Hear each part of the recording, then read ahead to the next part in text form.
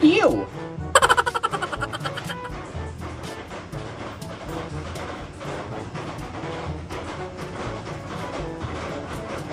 So, yun nga mga katol, yung mga ganito natin, alam niyo naman kung ano to, diba?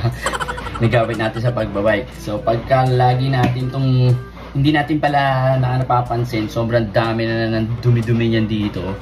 Yan, lalo na dito sa loob, ayan, ayan, yung pinakita ko kanina, pati itong mga to. So, kailangan natin linisin, syempre, diba? So, ayan, binaklas ko na. So yun, nalinis ko na nga siya. Gumamit ako ng toothpick, toothbrush, at saka sponge. Yan. So, nalinis ko na siya. Babalawan na lang natin. And then, ibibideo ko kung paano ko siya ibabalik. Sana may balik ko. Sana may balik ko. Lalagula, hindi naman tayo makapag-bike, di ba? So, linisin natin mga ganito. Ayan, ito siya. As ito siya, di ba? So, ibabalik nila. First time ko lang po ito, ah. Aray, uta mo. So, babalik natin. Ito, then ito. Diba? So, sana may balik ko. Yan. So, madali lang pala mga katol. Diba? Tcharing! Tapos, ito. Yan. Lalagyan nyo yan. Ito muna. And then, itong pinakadulo. Yan. Yan yun. Tapos, syempre, yan. Yan na yun. Yan na siya ulit. Oh, assemble na, di ba?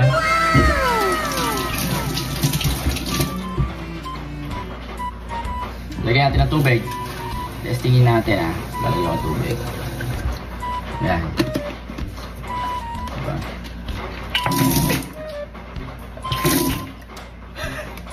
So, ayan.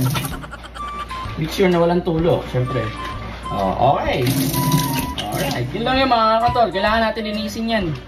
Na namumuong mga sugar yan. Pagka minsan naglalagay kasi tayo dito ng mga protein shake or Gatorade or kung anumang medyo matamis-tamis na Pocari Sweat, kailangan, di ba, lalagay natin dito minsan, haluan natin ng tubig sa ano natin. Tapos sige na ganito.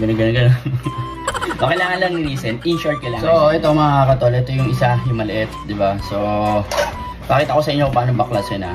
So, ito lang yan. Yung iba kasi wala namang itong takip, di ba? So, inaalis lang to, binibili to separate. So, ito siya.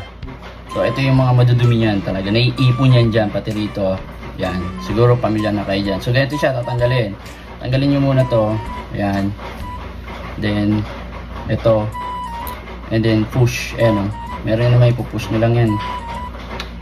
Yan. Sana ma-push ko, di ba? Parang ayaw niya na magpupush. Dapat pati pala yan, no? Meron pala yan dalawang ano dito. Yan parang uwang na yan, parang space yan, dalawa yung kabilaan. So doon mo siya ipupush. And then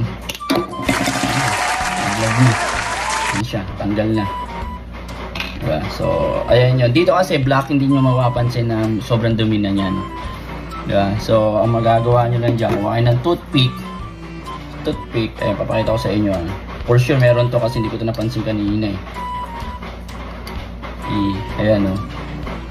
Ano ba yung mga katol? Yung sa dulo ng toothpick. Ayan, oh. Ayun, oh. Ayan, oh. Diba? Papapasama sa iniinom natin yan. Yak. So, yun yun. Kailangan nyo siyang linisin talaga mga katol. Dahil marami na iipon yan dyan. Nagkukos yan ng sakit. Ayan, oh. Dumi, oh. Nagkukos siya ng dumi.